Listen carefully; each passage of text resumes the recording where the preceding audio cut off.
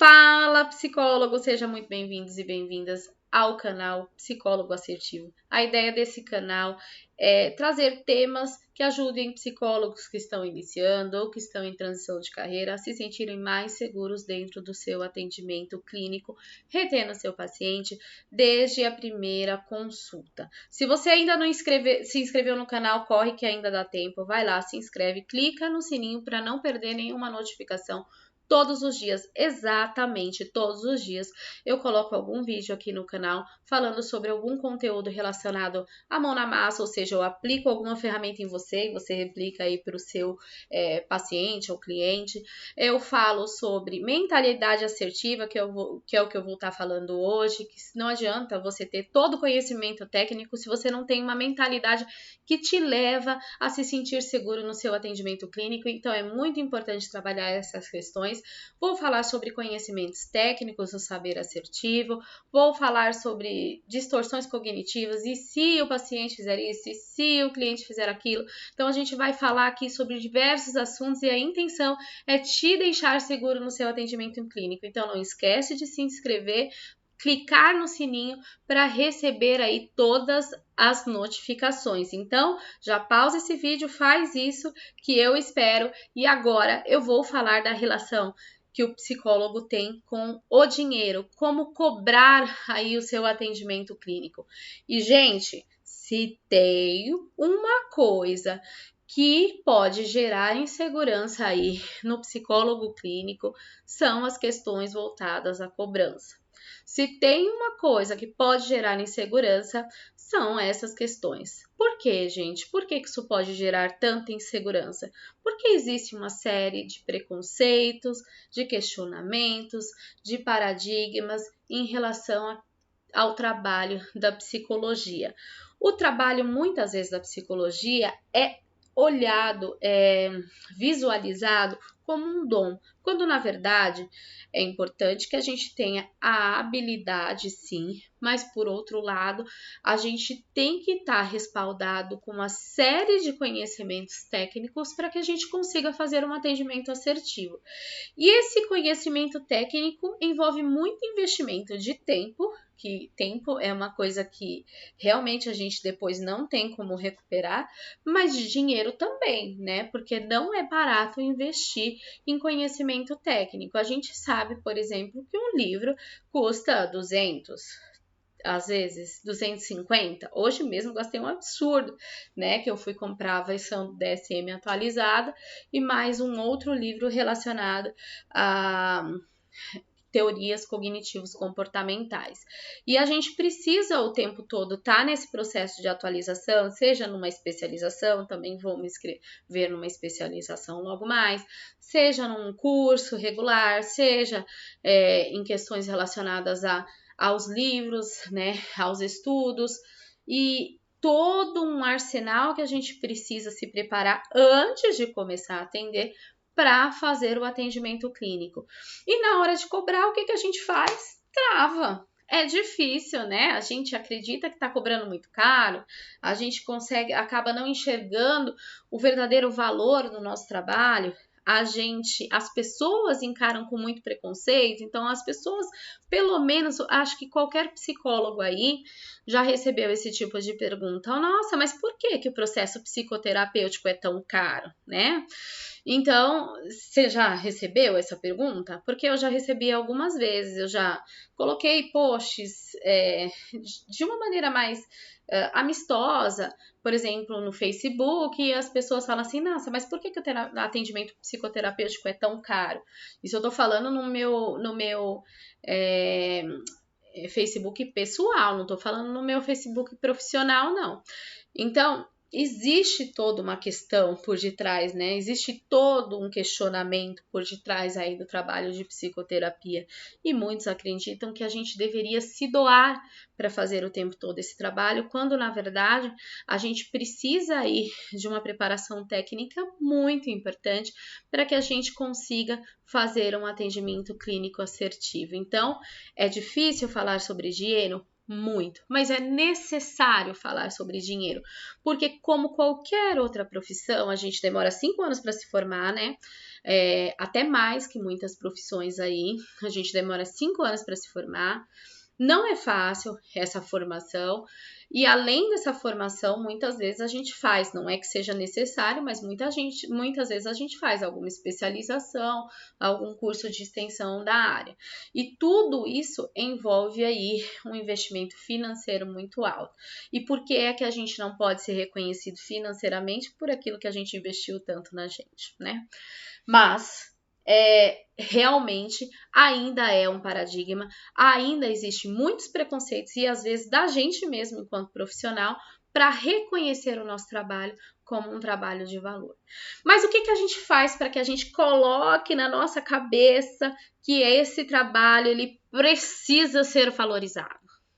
Eu acho que o mais importante, em primeiro lugar, é você começar a entender de uma forma mais administrativa o processo. Então, é importante você entender todo o valor agregado que tem em relação a tudo isso que eu acabei de falar. O investimento é imenso. Eu tenho tanto livro aqui e aí a gente investe tão caro, né? São tão caros. Os livros, eles são no mínimo aí, acho que é difícil achar um livro com menos de R$80. E se você for comprar uma ferramenta para aplicação, algum teste, alguma coisa nesse sentido, também, menos de R$80 eu acho que você não compra. Algum jogo, alguma coisa que você vai utilizar, também é muito caro, né? Então, tudo isso, além de todo esse investimento, é importante você começar a ter uma visão administrativa para que você coloque na sua mentalidade que sim, gente, o seu trabalho tem valor. Isso vai te ajudar a te trazer segurança naquilo que você está cobrando, sem pagar para trabalhar. Porque sim, gente, eu já fui como vocês. Eu sou como vocês, né? Sou exatamente como vocês. Eu tenho essa mentalidade, eu tive essa dificuldade de começar a cobrar um valor que de fato é um valor justo. Antes disso, eu tive que apanhar bastante. Eu paguei bastante para trabalhar, em vez de trabalhar para sobreviver, eu pagava bastante para trabalhar, para depois entender que eu precisava ter uma visão mais administrativa e, de alguma forma, ter um pouco mais de segurança e cobrar o que eu acredito que é justo pelo meu atendimento. Então, lá em 2006, quando eu comecei a atender, né, no atendimento clínico, eu montei um consultório, eu tinha um consultório físico. Aliás, gente, já está começando, não faz isso. A não ser que você tenha realmente um imóvel onde você possa investir só nisso, tá tudo bem. Se você não tem, subloca a sala, que eu acho que é muito mais acessível e confortável, dependendo do lugar que você vai sublocar. Então, faz bastante sentido a gente fazer sublocação de sala. Eu faço isso aqui em São Paulo. Tem espaços maravilhosos, gente. Eu tenho espaço maravilhoso onde eu faço atendimento clínico e que eleva o valor. Vou falar sobre isso lá na frente do meu atendimento. Isso faz com que o valor percebido seja potencializado. Então, vale a pena pensar nisso. Mas assim, lá em 2006, quando eu montei o meu consultório físico, era muito difícil eu conseguir paciente. Eu tinha muita dificuldade de conseguir paciente. Também foi uma dificuldade logo depois quando eu retomei os atendimentos. E aí, eu acreditava que toda vez que ele chegava, o que eu fazia? Eu deixava na mão dele estabelecer o valor. Eu tinha receio de perder o paciente se eu cobrasse o valor que eu achava que era o preço justo. E aí, o que eu fazia? Deixava ele estabelecer esse preço. E pode parecer muito clichê, gente, e a gente comete esse erro com bastante frequência. Mas, se eu não consigo ver o valor do meu trabalho, por que é que uma pessoa que está fora, que às vezes nem tem a intenção assim de fazer um processo psicoterapêutico, ela vai valorizar? Então, às vezes, eu preciso entender que quem estabelece o valor sou eu. Eu às vezes preciso usar alguma flexibilização, tá tudo bem. Se você acha que deve usar essa flexibilização, até usa. Mas você quem precisa estabelecer o seu valor. E isso é um processo importante para que você consiga transmitir essa mensagem para o seu paciente. Ele precisa entender que você reconhece que o seu trabalho tem valor. E a partir daí, você faz a cobrança para o seu paciente. E cobrar, às vezes, é até terapêutico, tá? Então, se o paciente faz um processo psicoterapêutico, não cobra, e você não cobra nada dele, às vezes você precisa ter algum tipo de, mesmo que um pagamento simbólico, porque a pessoa precisa ter o esforço de pagar, e aí ela vai, de alguma forma, potencializar aquele valor que não é visualizado, tá? Ela vai potencializar a percepção dela de valor em relação ao seu trabalho. Então, às vezes a cobrança ela pode ser terapêutica. Então, pensa nisso. Não é desvalorizando o seu trabalho que você, desvalorizando o seu preço, que você vai valorizar o seu trabalho. Você precisa valorizar o seu preço para poder valorizar o seu trabalho também. Então, é importante que você se dê valor para que as pessoas te valorizem. Pode parecer clichê, mas essa frase é totalmente verdadeira quando se fala em atendimento clínico, tá? E para isso, a gente precisa ter, assim, para racionalizar esse processo de valorização, eu acho que um caminho muito bacana é, de repente, a gente começar a estabelecer as diferenças entre custo, valor e preço. Meu Deus, Iris, que confusão é essa? Psicólogo e psicóloga precisamos falar sobre isso. A gente precisa entender um pouquinho de gestão administrativa. E a gente precisa entender o custo daquilo que a gente faz, o preço que a gente pode colocar naquilo que a gente faz, associando o custo ao valor. Nossa, que confusão é essa? Vou explicar. Entender o custo que a gente tem dentro do consultório vai fazer com que a gente entenda e não cometa o erro que eu cometi lá em 2006 e depois em 2019 também, tá? Que é pagar para trabalhar. Chegou um momento aqui em 2019 que eu comecei a fazer as contas daquilo que eu gastava. Então, comecei a anotar o curso que eu pagava, porque eu paguei vários cursos, fiz curso na internet, fiz curso fora da internet. O livro que eu comprava, como eu falei, não existe livro com menos de R$80 se você compra um livro novo. Se você compra no sebo, até consegue alguma coisa mais barata, mas é mais difícil de achar no sebo também. Faz o atendimento online, você precisa de um computador de qualidade, você precisa de uma internet de qualidade, você precisa de, às vezes, uma ferramenta de gestão do consultório, onde você coloca prontuário, essas coisas, uma ferramenta de gestão online, se você fez essa opção. Eu comecei com uma ferramenta sem custo que eu mesma criei, depois eu comecei a utilizar uma ferramenta de gestão.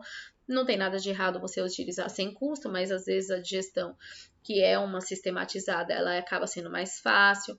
Você precisa também começar a ver o preço do que você paga para sua supervisão. Você precisa olhar todas essas questões, o CRP que você paga, que não é barato, tudo isso, ele precisa estar computado no seu custo. A partir daí, você vai entender quanto que você gasta para trabalhar como psicólogo. E você vai ver que não é um valor pequeno.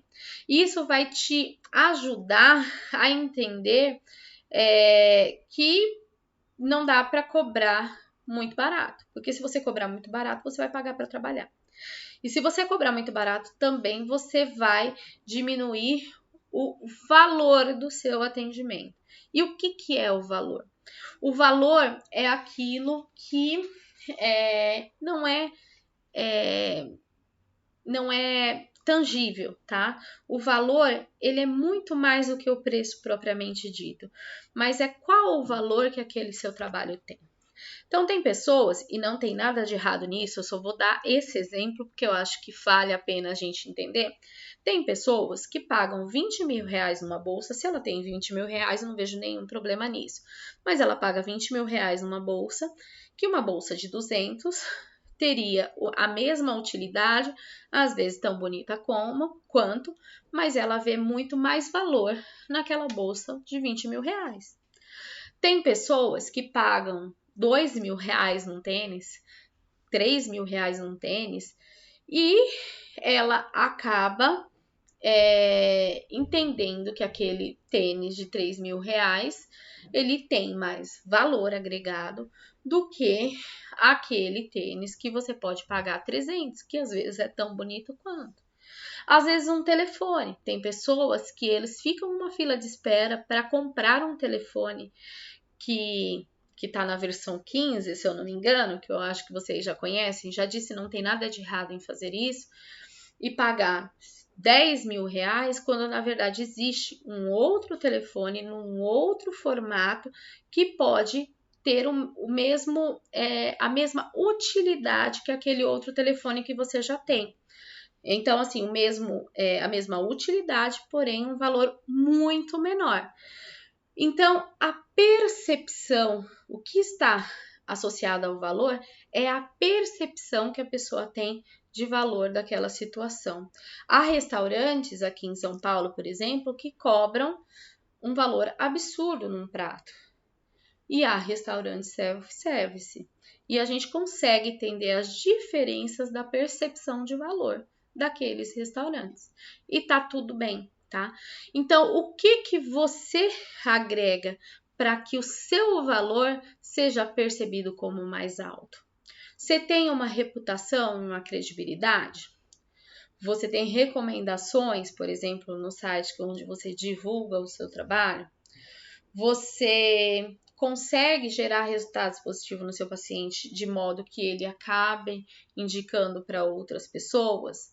Você está começando agora, mas você tem um investimento muito grande na sua formação. Então, essa percepção de valor vai fazer aí com que o entendimento em relação ao seu preço seja olhado como caro ou como barato. À medida que você investe na valorização do seu trabalho, e a valorização ela está muito ligada, como eu disse, à percepção e não a preço, muito provavelmente você pode cobrar mais. Então, quando você associa o custo do que você gasta mais o valor que você agrega àquele seu trabalho, você pode cobrar um preço maior. Você tem segurança para cobrar aquilo que você acredita que é mais justo. Então, a psicoterapia, ela vai ser cara de acordo com o preço que você cobra? Depende. Depende da percepção de valor que o seu paciente vê naquilo que você faz por ele. Entende? Entende que tudo está relacionado muito mais à percepção de valor que você pode oferecer para ele. Então, toma bastante cuidado com isso, olhe isso com bastante carinho e atenção, que essa percepção de valor, ela pode aí agregar e muito para que você se sinta segura a cobrar o preço justo. No começo, quando eu comecei a cobrar o preço, assim, eu tinha o preço que eu comecei a cobrar depois de mais ou menos em 2020, né? Porque em 2019 eu comecei pagando para trabalhar. Em 2020, quando eu comecei a entender essa questão da percepção de valor e dessas questões relacionadas ao custo, e eu percebi que eu estava pagando para trabalhar, e eu comecei a cobrar, eu me sentia muito insegura. E hoje, eu tenho uma agenda cheia, eu tenho um valor que eu considero justo, eu cobro um valor que eu considero justo, e aí eu entendo que esse é o valor que eu consigo cobrar. Ai, gente, existem pessoas que cobram mais barato? Sim, existem. E se a pessoa vem de repente e ela não consegue pagar o meu processo? No meu caso, hoje, como eu tenho agenda cheia, eu vou indicar para algum colega, eu vou orientar para que essa pessoa faça aí um atendimento no convênio, meu Deus, faço atendimento através do convênio. Às vezes existem, aqui em São Paulo é muito comum as pessoas pegarem a modalidade reembolso, os convênios eles reembolsam alguma coisa. Então, eu não gosto de deixar a pessoa que vem me procurar na mão, eu sempre vou dar uma alternativa para ela. Existem os atendimentos da faculdade, existem CAPs, existe uma série de lugares que pode fazer esse atendimento gratuito, existe um atendimento com um preço mais barato. Então, há possibilidade da pessoa fazer psicoterapia. Mas hoje, dentro daquilo que eu ofereço ao meu paciente, eu considero que eu cobro um valor justo e eu trabalho dentro dessa margem, tá? Agora, a gente precisa evitar alguns atalhos e erros que podem prejudicar a nossa carreira quando a gente fala em relação a preço, tá? E aí eu vou citar aqui 4 erros que a gente pode cometer que pode prejudicar aí a nossa carreira. 4 não, são 5 erros. O primeiro deles é cobrar preços muito baixos. O segundo é não cobrar por sessões não realizadas. O segundo é não fazer a revisão de preços. O terceiro é a gente não olhar os limites éticos em relação à cobrança. Eu vou explicar lá na frente o que é isso. E também não a questão de associar o tempo de atendimento a um valor de consulta. Então, esses 5 erros, eles podem ser cometidos e a gente precisa prestar atenção. Primeiro erro é preço muito baixo, cobrar preço muito baixo. Gente, vocês já passaram em algum lugar onde vende roupa a 10 reais? Não tem um lugar assim que vende roupa a 10 reais? Em geral, você vai comprar um vestido de festa ou uma roupa para sair no primeiro encontro nesse lugar? Provavelmente não. Porque você vai entender que existe lá roupa de 10 reais, que provavelmente são roupas até boas, mas que provavelmente aquela roupa não vai ter uma qualidade tão boa assim. Porque pelo preço que está cobrando, provavelmente não vai ser tão bom. Eu não estou dizendo que o psicólogo que cobra um preço muito baixo, ele não é bom, não é isso. Mas, normalmente, a percepção de valor dessa pessoa acaba sendo prejudicada. Então, você precisa tomar cuidado. Se você cobrar preço muito abaixo do mercado, sua percepção de valor pode ficar prejudicada aos olhos do paciente. Então, presta atenção nisso. É importante a gente cobrar as sessões não realizadas, né? A gente faz aí um contrato psicoterapêutico, normalmente na primeira consulta. A gente fala sobre cobrança de sessão não realizada, a gente fala de falta, fala de cancelamento. De verdade, eu sou uma pessoa extremamente flexível nesse processo.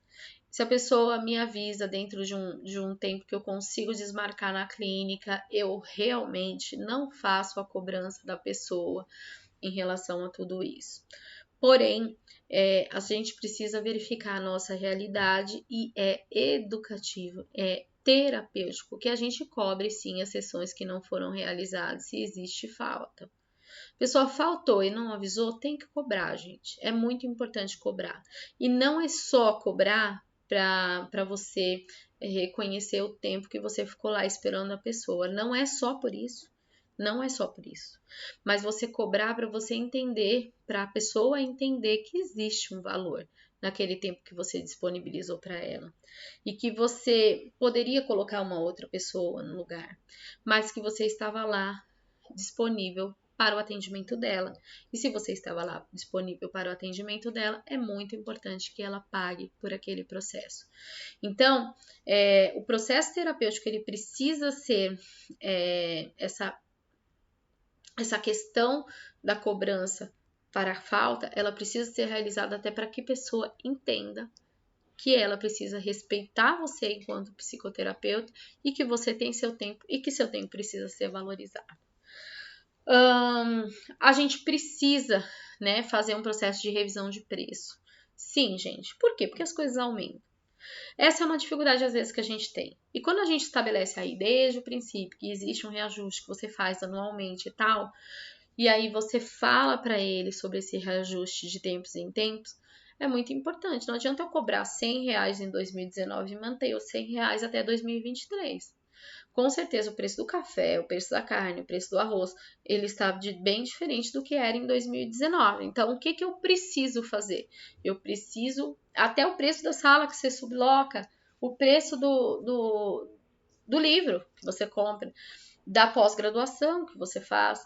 Então, tudo isso ele aumentou. Por que é que você não vai fazer aí esse ajuste em relação ao preço da sua consulta? Isso também agrega a percepção de valor aí que seu paciente tem em relação a você. É muito importante a gente tomar cuidado com uma questão ética, por exemplo. A gente não pode começar um processo psicoterapêutico voluntário com a intenção de tornar essa pessoa um paciente pagante. Não pode, tá? Isso é uma questão ética. Então, se você atende voluntariamente, atenda voluntariamente. É muito importante fazer um trabalho voluntário, isso enriquece a alma, tá tudo certo, tá, gente?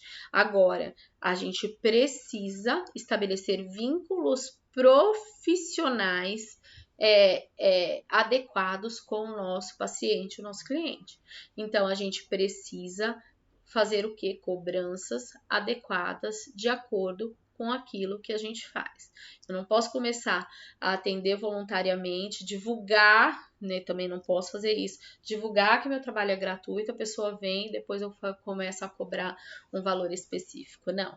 Eu preciso ter um processo com começo, meio e fim de atendimento gratuito, e esse começo, meio e fim precisam permanecer gratuitos. Então, é importante a gente respeitar questões éticas.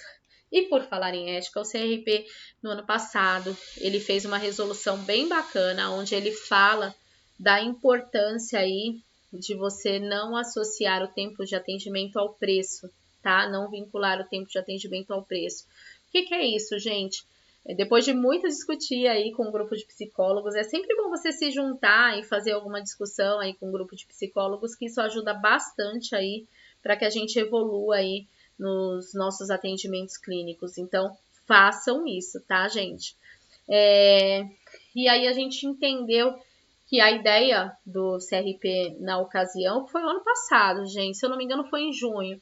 Ele saiu com a resolução assim: eu não posso cobrar por. Se você fizer o atendimento de 30 minutos, o valor vai ser X. Se você fizer um atendimento de 40 minutos, vai ser Y. Então, eu não posso fazer essa associação de preço à questão do tempo de atendimento. Um parênteses, tá? Eu acho, particularmente, eu fiz uma sessão, uma determinada ocasião aí, de um atendimento clínico por 30 minutos. Cara, na minha opinião, na minha humilde opinião, quem sou eu, né, para falar, eu acho que um atendimento de 30 minutos é muito rápido, né? Eu acho que é bem difícil de você conseguir aí atingir algum resultado assertivo. Mas isso é só minha opinião. Tô tirando aqui meu crachá de psicólogo e falando, mas tá tudo bem, não existe nada de errado em fazer atendimento aí de 30 minutos. É muito comum você ver isso em atendimentos relacionados mais ligados a convênio, né? A gente precisa tentar racionalizar mesmo o processo, entendendo essa questão relacionada a custo, valor e preço, entender todas as questões de ética que estão envolvidas, entender que de repente a gente cobrar preços muito baixos vai fazer com que o nosso trabalho seja desvalorizado, a gente entender que a pessoa precisa entender o nosso valor e o nosso tempo. Então, quando a gente cobra por uma sessão que não foi realizada, ela tende a valorizar um pouco mais o nosso tempo e o nosso trabalho. A gente precisa tentar racionalizar esse processo para que as pessoas comecem a entender que no nosso trabalho ele precisa ser respeitado como é uma profissão e ele precisa ser respeitado como qualquer outra profissão. Infelizmente, ainda existe aí o preconceito e a crença equivocada que a gente, psicólogo, tem que trabalhar de graça, quando na verdade a gente pode até fazer um trabalho voluntário, desde que a gente queira, tá tudo bem. Mas a gente precisa entender que quando a gente se compromete a trabalhar, a oferecer um atendimento clínico, a gente precisa cobrar. E não é cobrar qualquer coisa, é cobrar um valor que a gente entenda como um valor mais justo, né? Mas que preço que eu cobro para o processo psicoterapêutico, Iris? Você está falando tudo isso, o que que eu posso, como que eu posso definir um preço para o meu processo psicoterapêutico? O que que eu preciso fazer para que eu cobre o preço mais adequado? Qual o valor que você acha que eu tenho que cobrar? Eu vou falar 4 passos, eu acho que isso é muito individual. Vai variar de pessoa para pessoa, vai variar de realidade para realidade, situação para situação. Por exemplo, eu acredito, e aí me corrijam se eu estiver falando uma grande bobagem, mas eu acredito que o valor de São Paulo deve ser diferente do valor de Brasília, por exemplo. Acho que Brasília deve cobrar um pouco mais. Eu acredito que o valor de São Paulo deve ser diferente do valor, sei lá, de uma cidade muito pequena, né? Onde existe um público muito menor para tudo isso. Então, tudo isso eu acredito que deve ser levado em consideração. Você deve olhar o caso em particular e para você conseguir estabelecer o seu preço. Mas eu vou te dar 4 passos que eu acredito que vai te ajudar nesse processo, tá? O primeiro deles é reconhecer a importância do seu trabalho. Então, começar a colocar na sua cabeça que você fez uma faculdade de 5 anos, provavelmente fez uma especialização, fez algum curso online, está investindo aí no seu aprendizado, compra livro, estuda bastante, desperdiça muito tempo, desperdiça não, né, gente? Mas assim, agrega muito tempo para a aquisição de conhecimento e tudo isso é muito importante para o seu atendimento clínico, sim, mas tudo isso também eleva o seu valor. Então, reconhecer a importância do seu trabalho é muito importante. Muitas vezes, o seu trabalho faz com que o seu paciente evolua. Muitas vezes, se ele entra num processo de autodesenvolvimento com você, ele vai ganhar mais. Você vai ajudá-lo a ganhar mais. Você vai ajudá-lo a ser promovido. Você vai ajudar a focar na carreira dele. Você vai elevar a autoestima daquela pessoa, você vai ajudar de alguma forma a elevar a autoestima, né? Você não vai elevar, mas de alguma forma você vai fazer uma série de coisas para que para aquela pessoa evolua. E por que é que você não pode cobrar um valor que seja justo, né? Feito isso, reconhecendo a importância do seu trabalho, eu acho que é muito importante que você consiga aí fazer uma gestão financeira sistematizada e consistente. Então, colocar a despesa do livro que você tem, da câmera que você compra para fazer o atendimento online, do fone de ouvido, do investimento, por exemplo, com ferramentas de gestão da clínica, com o contador que você paga, com o imposto que você paga em cada consulta que você realiza, você paga imposto por ela, com o espaço que você subloca da clínica, com o café que você compra para o seu paciente tomar, tudo isso são custos que têm que ser registrados, até a gasolina. Para me deslocar no consultório, me desloco 10 quilômetros e ainda pago um estacionamento. Aqui em São Paulo é muito disso, gente. Paga estacionamento, né? Então, tudo isso precisa ser colocado na ponta do lápis, até para você entender o quanto você gasta para atender uma pessoa. Entendendo o quanto você gasta e entendendo a percepção de valor que você pode proporcionar a essas pessoas, você vai também verificar a tabela do CRP. Às vezes, gente, você está muito fora da tabela do CRP. A gente vê muito aí na internet, algumas pessoas estão muito fora, né? Tô dizendo que tem nada de errado nisso, mas às vezes é importante você entender se para você é viável cobrar muito fora do CRP. Será que é? Será que vale a pena você cobrar aí um valor que é muito fora da tabela do CRP? Talvez não. Então, dá uma olhadinha na tabela do CRP, vê se você está muito fora dela, seja para cima, seja para baixo, né? Ou você está cobrando muito acima da tabela do CRP, ou você está cobrando muito abaixo da tabela do CRP, mas olha, de acordo com a tabela do CRP da sua região, qual o valor que eles cobram por sessão, qual o valor que eles orientam você a cobrar por sessão. Eles costumam ser bem coerentes aí nesse processo. E acima de tudo, gente, usar o bom senso, né? Você sabe que bom senso é bom a gente usar e é bom a gente abusar. Então, a gente tem que ter bom senso. A gente não dá pra gente cobrar, a gente acreditar que o valor justo, sei lá, é R$1.000 por sessão, né? Tá tudo bem quem cobra R$1.000, mas de repente eu tô começando agora e cobrar um valor muito alto, talvez eu esteja um pouco, não, talvez seja melhor eu avaliar um pouquinho e utilizar o meu bom senso, tá? Mas eu posso? Iris, tudo bem. Então, mas a psicoterapia, dentro do valor que eu acredito que é justo, ela não é acessível para todas as pessoas. E eu, de fato, acho importante fazer uma contribuição para a sociedade, contribuir com o meu trabalho para a sociedade. Eu acho que eu devo isso até por tudo que eu já conquistei na minha vida. E aí, o que eu faço? Eu faço um trabalho voluntário? Gente, claro, né? Claro, a gente pode sim fazer um trabalho voluntário se a gente acredita que isso é importante. Mas a gente tem que entender isso como opção e não como obrigação profissional. Não como obrigação para que eu exerça o meu sonho de trabalhar na clínica. Eu preciso entender aquilo como uma opção. Às vezes até uma opção que eu acho que é bacana da gente de repente, sei lá, eu vou começar a fazer um trabalho voluntário e depois eu começar a me arriscar na clínica. Tenho amigos que estão fazendo isso hoje e tá tudo bem. Mas a gente precisa entender isso como uma opção e não como a única condição do profissional. É uma opção linda, é uma opção enriquecedora, mas não é uma opção obrigatória.